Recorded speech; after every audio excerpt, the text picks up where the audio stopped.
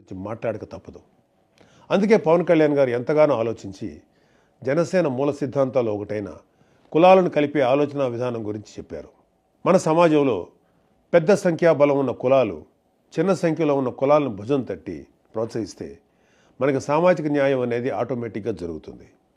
అందుకే కళ్యాణ్ గారు ఒక మాట అన్నారు, రాష్ట్రంలో అధిక శాతం జనాభా ఉన్న కాపులు ఒక పెద్దన్న పాత్ర పోషించాలి అని.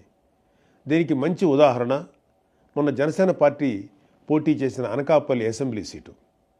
అక్కడ 40% కాపులు ఉన్నా కూడా జనసేన ఆ సీటుని ఒక బీసీ సోదరుడైన గౌర సామాజిక వర్గానికి చెందిన శ్రీ కొణతాల రామకృష్ణ గారికి ఇచ్చింది.